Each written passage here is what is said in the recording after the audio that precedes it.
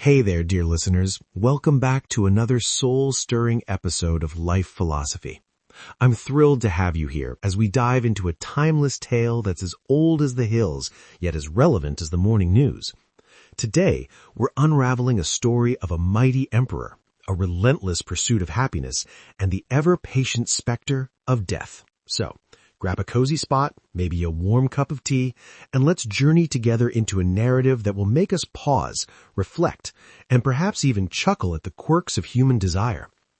Picture this, a grand kingdom, centuries ago, where an emperor named Yati reigns supreme. He's lived a long, lavish life filled with conquests, treasures, and the kind of opulence most of us can only dream of. But now, Yati is old. Ancient, really, and death, personified as a solemn yet unyielding figure, stands at his door. Yati, death says in a voice that echoes like a whisper in a cavern, your time is up. You've lived your share of this world. Come with me. But Yati, he's not ready, not by a long shot. His eyes still gleam with unfulfilled desires. No, he pleads. I've barely scratched the surface of life. There are kingdoms yet to conquer, riches yet to hoard, beauties of this world I haven't even laid eyes on. Come back later, when I've tasted every pleasure this earth has to offer. You can almost hear the desperation in his voice, can't you? That raw human urge to cling to just a little more time. Death, however, isn't one for negotiations, but in a rare moment of leniency, perhaps because Yati's sheer audacity amuses her, she offers a deal. Fine, she says, her tone as cold as the grave. If one of your sons agrees to take your place and come with me, I'll grant you another 100 years. Now imagine the emperor's face lighting up, thinking, surely one of my many sons will step up for their old man. He gathers his brood, his strong, proud sons, and lays out the grim bargain. One by one, they refuse. Sorry, father, I've got my own dreams to chase, they say, or I'm not ready to leave this world just yet. But then the youngest son, a quiet, thoughtful boy, steps forward. His eyes hold a wisdom beyond his years. Father, he says softly, if 100 years haven't brought you peace or true happiness, why should they for me? If the end is inevitable, why waste time struggling? I'll go with death in your place.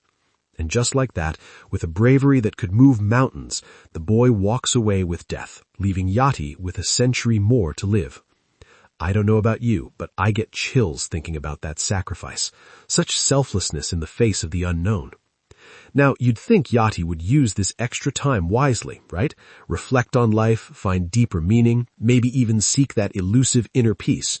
Nope, he dives headfirst back into the whirlwind of worldly pleasures. More gold, more power, more everything. 100 years pass like a fleeting dream, and guess who's back at his door? Death, of course, with that same unamused look. Time's up, Yati, she says, and once again, he's not ready. I haven't found happiness yet, he cries. Give me more time, please. Death, with a sigh that could rattle the heavens, offers the same deal. Another son steps up, another 100 years are granted, and the cycle repeats. This goes on, dear friends, for 1,000 years. 1,000 years of chasing happiness in palaces, in treasures, in fleeting romances. Each time death returns, Yati begs for more time, sacrificing yet another son to buy himself another century. But here's the kicker. Even after a millennium, when death knocks one final time, Yati is still empty-handed. He looks at her, defeated, and mutters, Fine, let's go. I haven't found happiness in all these years, and I doubt I ever will. Can you feel the weight of that moment?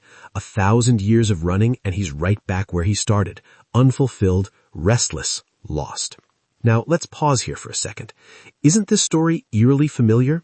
Don't we too chase after the next big thing, the promotion, the dream house, the perfect relationship, thinking this will finally make me happy?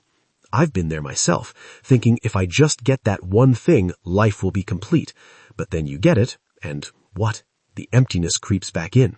It's like Yati's tale is a mirror held up to our own lives, showing us that external pleasures, no matter how grand, can't fill the void within. This brings us to the deeper philosophical core of the story, one that echoes teachings from ancient texts like the Bhagavad Gita. Lord Krishna speaks of this very cycle, how humans are reborn, life after life, driven by unquenched desires. The soul, Krishna teaches, wanders through countless bodies, chasing happiness outside itself, only to be reborn again in the same pursuit. It's a loop, a cosmic hamster wheel, until we realize that true peace, true sukha or happiness isn't out there in the world, it's within us. As Krishna might say to Yati, or to us, look inward, for there lies the eternal joy you seek. Yati's story, though just a fable, holds a profound truth. Some say we've all been Yati in past lives, changing bodies like outfits, chasing the same mirage of happiness across lifetimes. And yet, how often do we stop to ask, what am I really searching for?